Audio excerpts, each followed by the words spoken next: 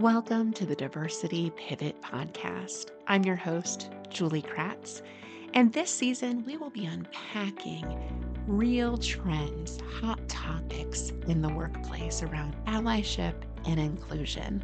Our goal is that each week you leave with tangible tools, information, practical strategies that you can take back to allies at your organization. Let's dig in to this week's topic. Hello, listeners.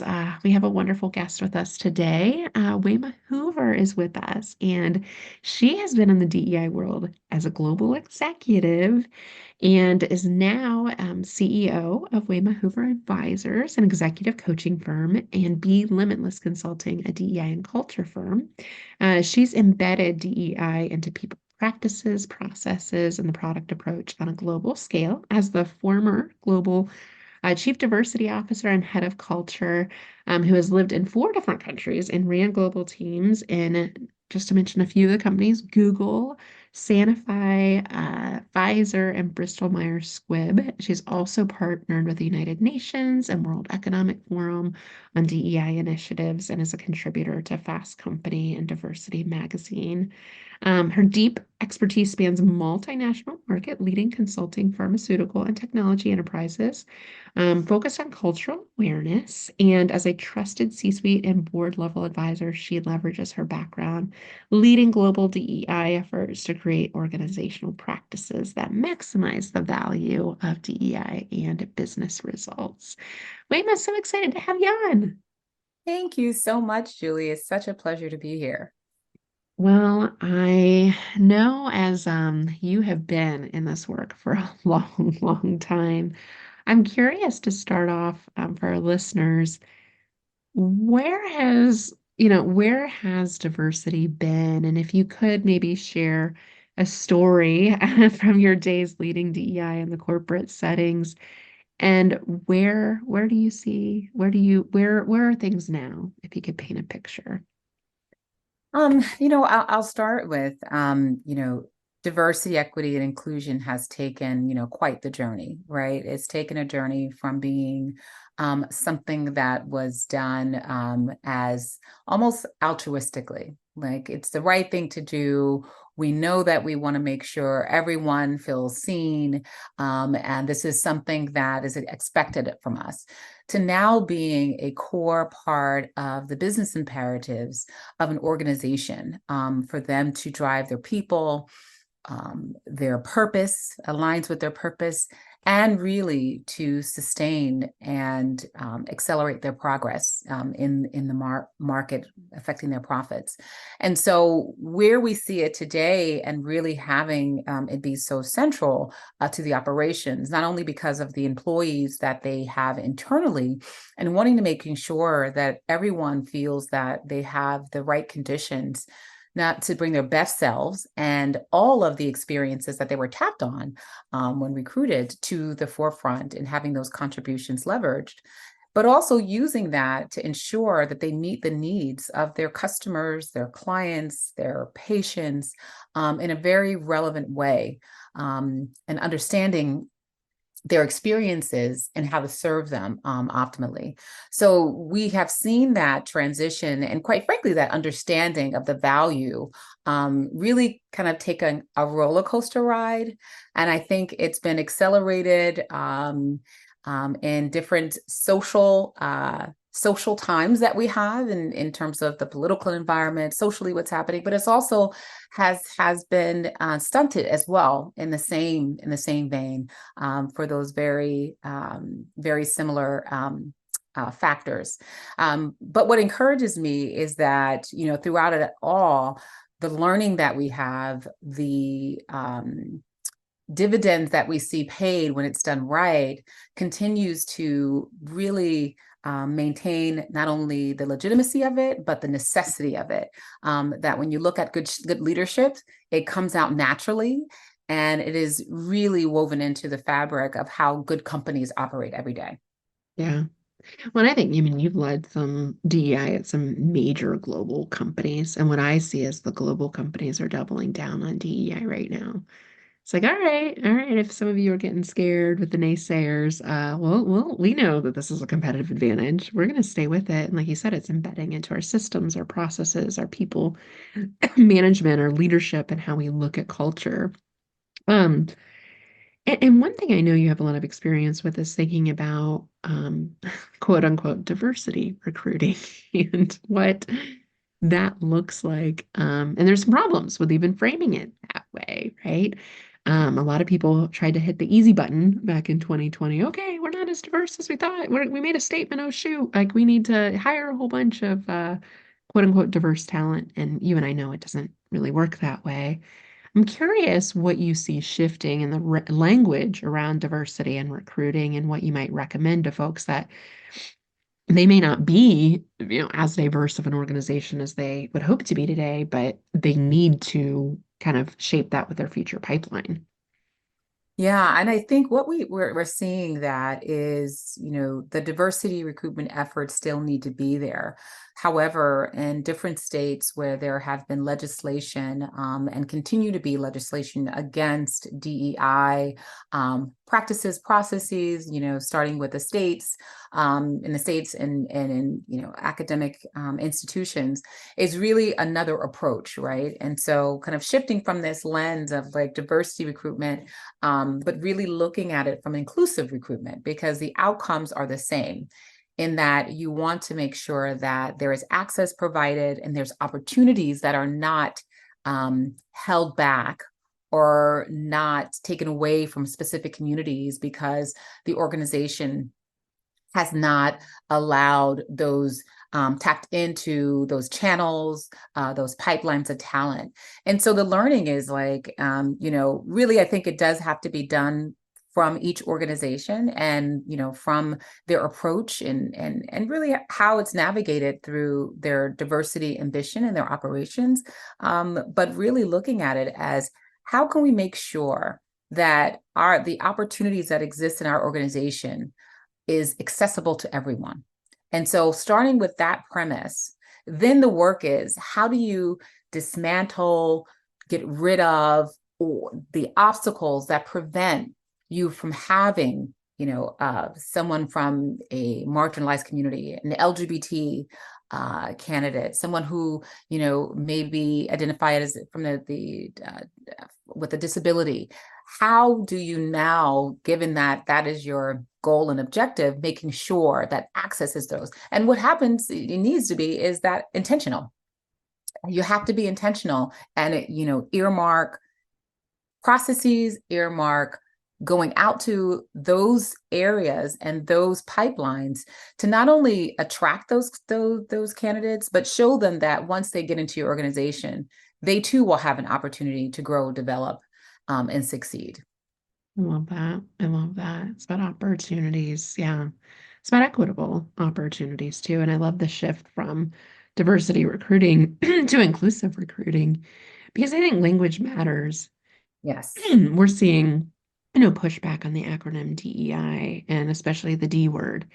And I always struggle with that because I don't want us to have to change our language every time someone gets upset about it and the woke police come after us. But it does feel better to me to talk about it from an inclusive perspective because I do think that's what we're actually trying to accomplish is to It be is. more inclusive of opportunities, as you said. And so sometimes we just have to be really intentional, to use your word, about the language we use so that people understand what we're actually trying to achieve. And that, if you're anti-inclusion, I really don't know what to do with you.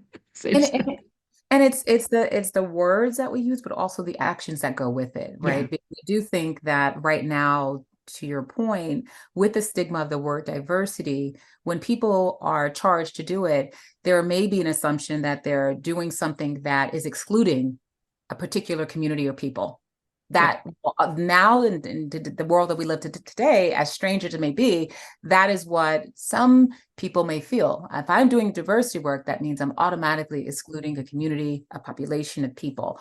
Whereas if you reframe it and really get at the core of what you're trying to do, which is being more inviting, open, accessible, which is inclusion, then the whole approach to it change because you're like, okay, I'm not excluding. What I'm trying to do is open the channels. I'm trying to let everything in, all the great talent, skills, and experience, because at the end of the day, that's what matters. And Mhm. that's what you want to tap into. But you're not able to tap into if there are barriers and obstacles in the way that all the talent doesn't have the ability to seek opportunities at your organization, your company, your establishment. Mhm. And that's what that shift does, is Yeah. really changing the language, but more importantly, changing the mindset and behavior. Yeah. Yeah, mindset and behavior. I love that. That's what inclusion's all about, the mindset of inclusion and the behavior to match that mindset. It's a shift and it takes some people time. It's a journey. Speaking of which, you and I both know diversity programs have gotten a lot of kind of pushback, or I think there's some fear with the SCOTUS decision on affirmative action, which had no bearing, by the way, we've talked about on this podcast, no bearing on corporations, but the potential to encourage legislation filed against companies for being for specifically focusing on diversity, like having quotas and only hiring from certain communities. So I think organizations, legally feel a little hesitant to continue or not know how to continue if they perhaps weren't as far along as you and I would like them to be. What do you recommend for them to be proactive, I guess, with potential legislation that may or may not come? Yeah, so I think that's a great question. And I want to preface this by saying that Title VII laws are still intact for organizations. And so they still have a federal obligation if they're over 50 or more and have a federal contract. However, to your point, which is, very, very accurate, that some organizations may be taking a step back and relooking at their efforts, right? Even changing some of the priorities or goals around them, almost not in preparation, I think, but more to be on the conservative side in the event that the pendulum swings and comes over to the corporate side. What I Yeah. think organizations can do is still have the systems, the operations, the efforts in place to make inclusive hiring, and even, I'll use the word, diversify your employee base, but not focus on a command and control number, as we have had seen right after George Floyd, when a lot of the organizations said we want to have 50%, women at the senior leadership, we want to have 30 to 40% Black or Hispanic leadership. So they were hard pressed to numbers, and that did lead to efforts now taking more of a compliance and compulsory impact rather than systemic, cultural, and really kind of a process change so that it can be sustainable. So what recommendation I give my clients is continue to drive the efforts, but don't have the number be the one that is leading and be the one that is touted so that there is just a compliance approach taken to it. And Yeah. if you start with looking at your processes and what we talked about earlier, identifying where there could be barriers or challenges or obstacles to gaining access to your talent, to even, the promotions or the development of your internal pipeline so that you see more diversity at your senior levels. If you identify where kind of those bottlenecks, where those bottlenecks lie, then it's no longer around about the number, right? You're actually changing the system, which the outcomes Mhm. will be better access for all communities, more ability to tap into labor markets that were underrepresented in your organization, a greater ability to see an upward movement of, internal talent from multiple communities because you have identified, those bottlenecks and if you will, channels that did not allow it, whether it's promotions, whether it's opportunity to take on certain roles, whether it's transition to key roles like manager or director. You have so kind of very, very, very intentionally identified those. And so the outcome will be the same. Yeah. So the biggest takeaway for me for this would be not to have that number drive actions. Instead, Mhm. look at the process and systems and identify from your organization where those bottlenecks and those the biggest challenges exist.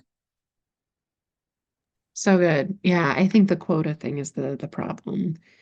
The goals. And you raise a good point. Legally, you really can't do that because you No, can't discriminate in that way. yeah. But we did see it, right? Because I think that Yeah, there was just an overwhelming, as it should have been, after that happened, and then yeah, subsequently, great intentions. It yeah, just, yeah, a lot of challenges with the Asian community, LGBT community. So it's yeah, good intention. But then even then, when I was saying at that time, even then, that the number piece of it and that being the central point that was leading the efforts was a slippery slope.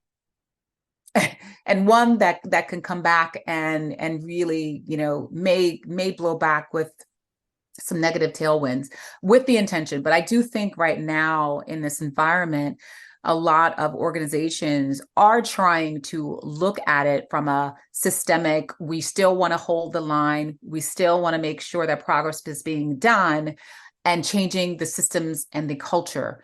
And not having that number be the holy grail of what is being done yeah, and really influence the behaviors or practices. yeah.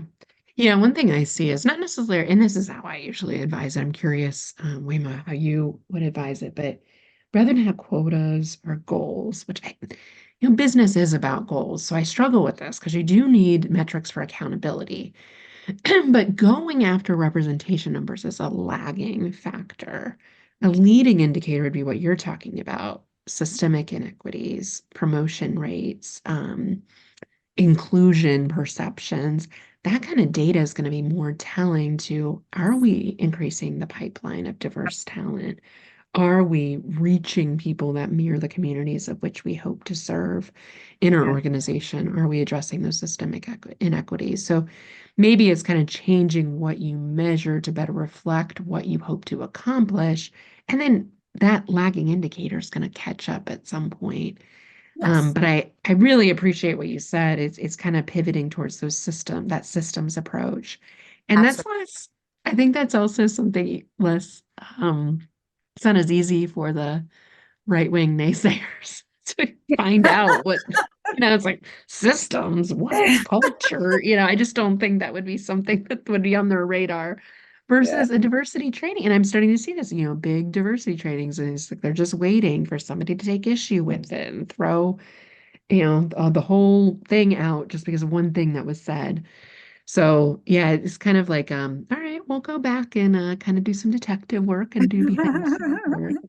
So to that point, Wayma, what are some of those behind the scenes kind of system stuff? What does that look like in reality? Because I think it's really hard for people to understand what that actually looks like in action. I know you've seen it happen.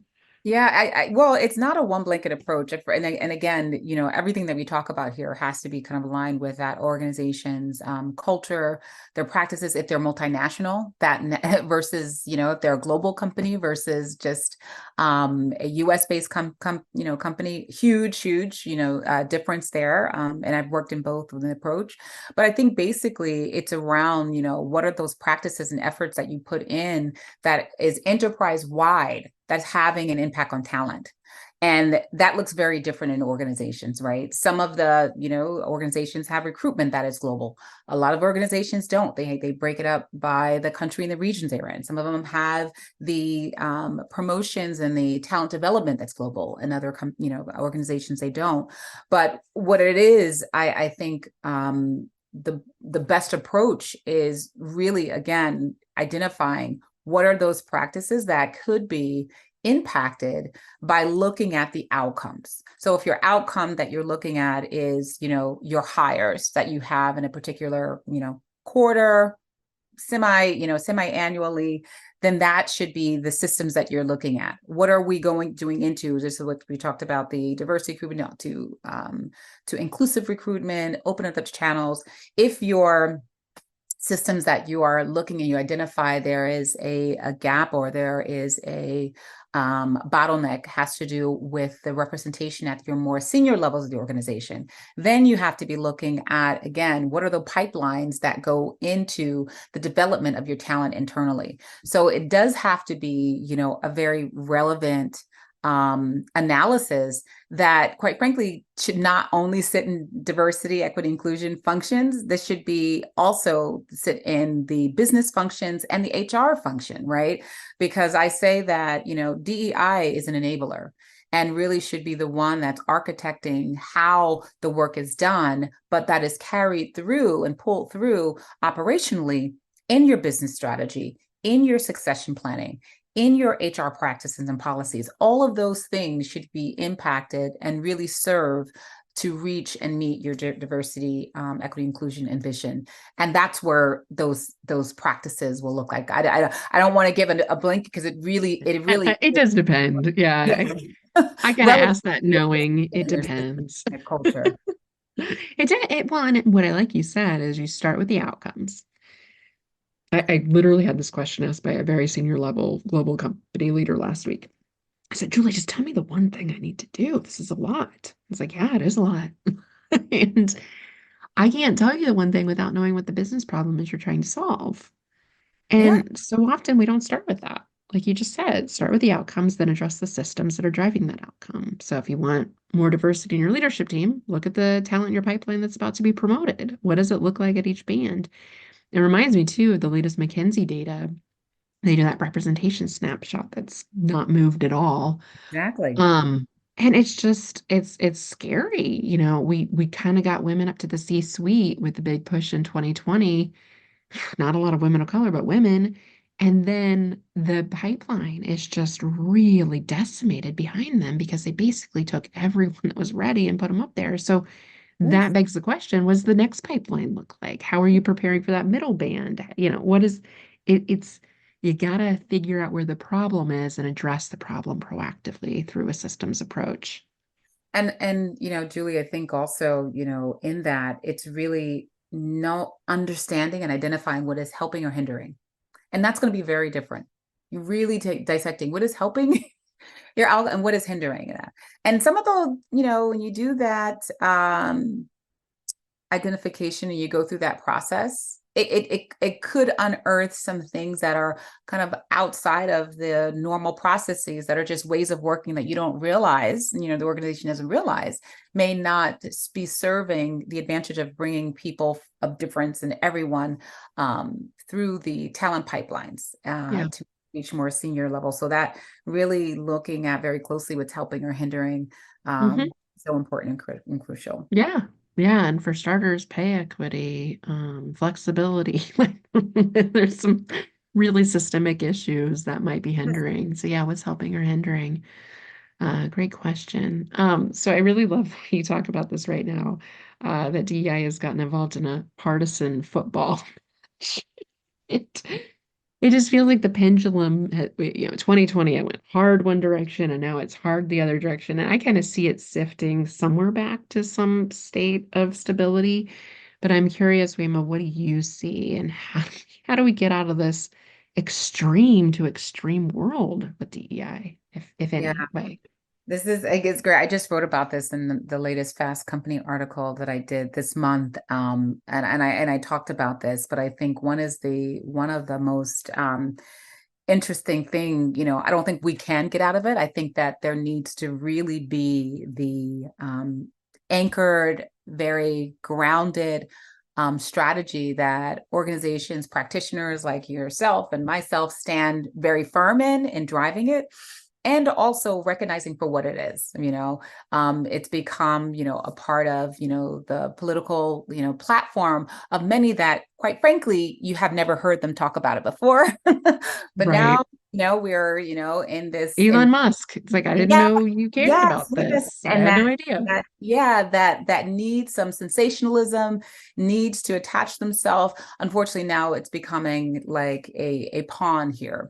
the good news with this is that where you see that has happened, you also have seen a rise, such a wonderful rise of, really local organizations, communities, interests that are supporting on the other side. Like they're meeting it right where it is to actually offer alternative efforts and support to making sure that, the DEI efforts not only continue, but actually use it as an education. As once we get through this and push through this is going to be a learning moment for us to understand the challenges and obstacles that we have faced. Because overall, if you do look at in the last 10 years, the progress that we have had has been tremendous. And this was, set against, changing of laws with, the Marriage Equality Act, looking at how people define ability and the whole, rise of mental health as, recognition, which is a beautiful thing,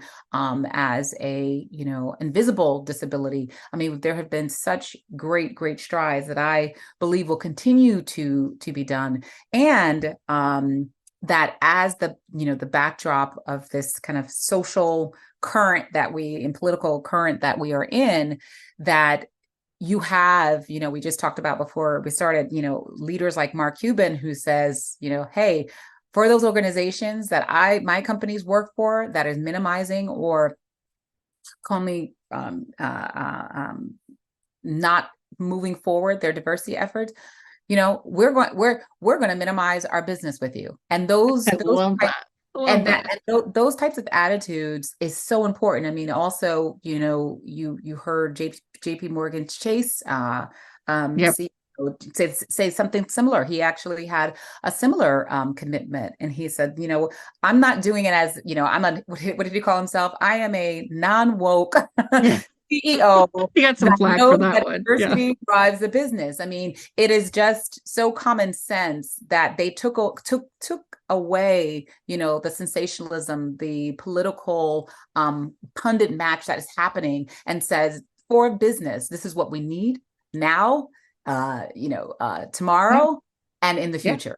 And that's the only way we're going to lead forward. So that has been so inspirational for me to see that mindset and quite frankly, the knowing and, unfledging commitment is still there and still being kept.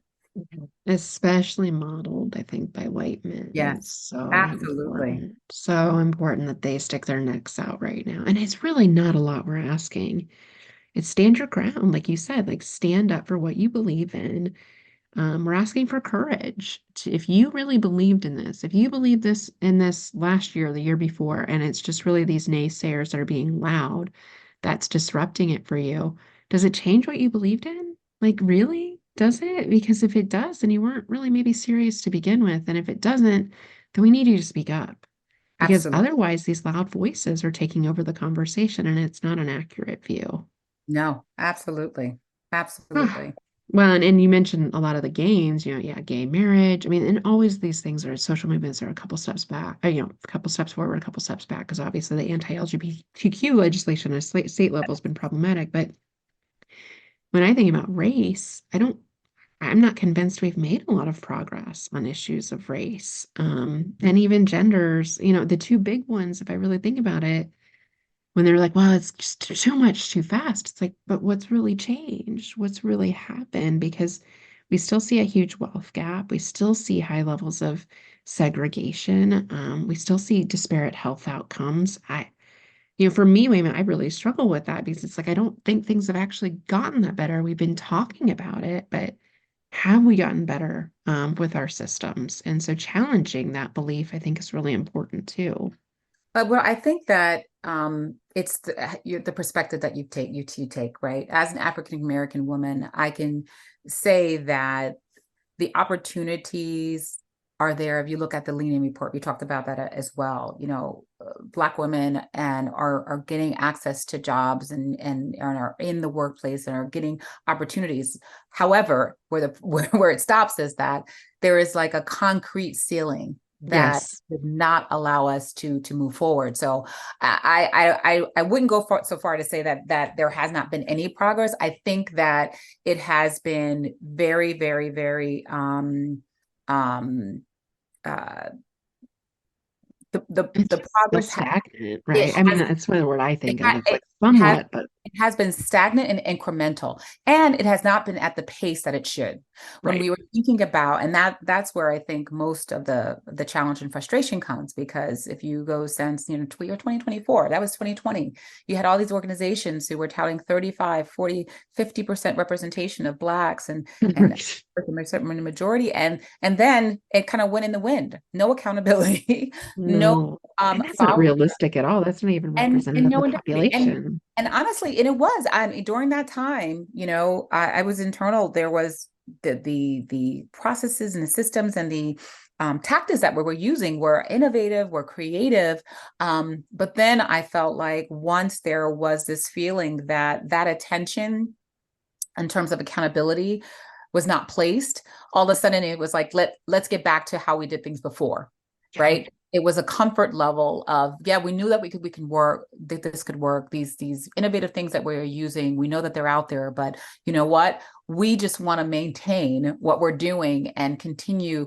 to Hmm. have the ways of working that we have and not bring those things in, because there has to be an investment, right, in talent and outreach and building, and there that means that you are going to challenge the status quo, and people don't realize what that actually entails.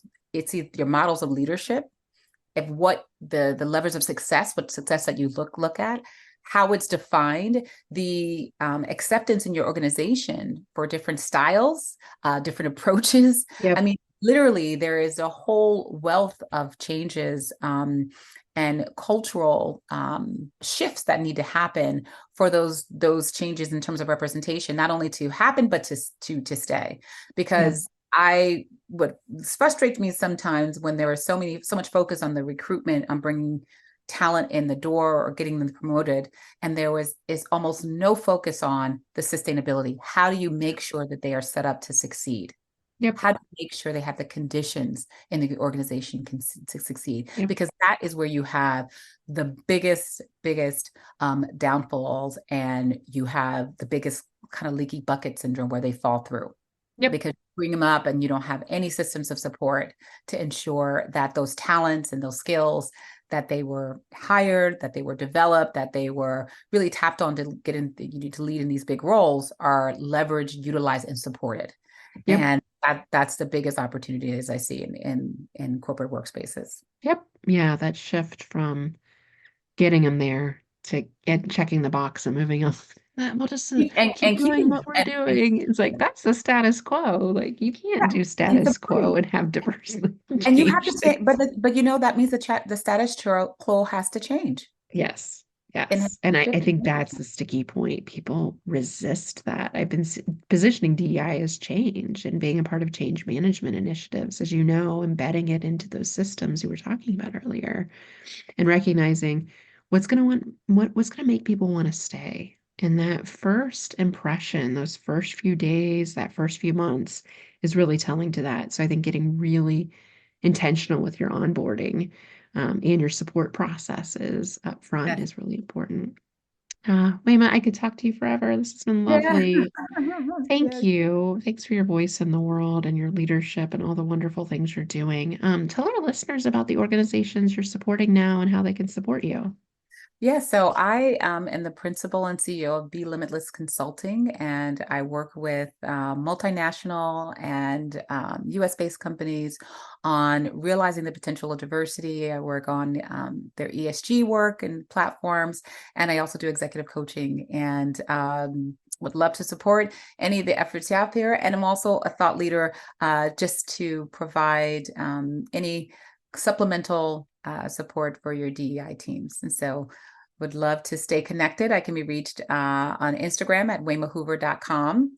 I'm sorry, Instagram, Wema Hoover. My website is www.wemahoover.com, and on LinkedIn at Wema Hoover.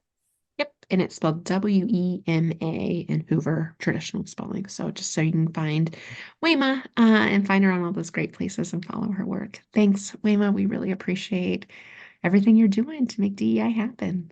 Thank you, Julian. Thank you for all you're doing and for giving a voice and a platform for us to have these important conversations. Thank you for listening to the Diversity Pivot podcast. My hope is that you walked away with a tangible tool, insight, or information that you can share with other allies on the journey. If you liked this week's episode, please leave us a review. Your feedback means a tremendous amount to us. We'll be back next week with another hot topic.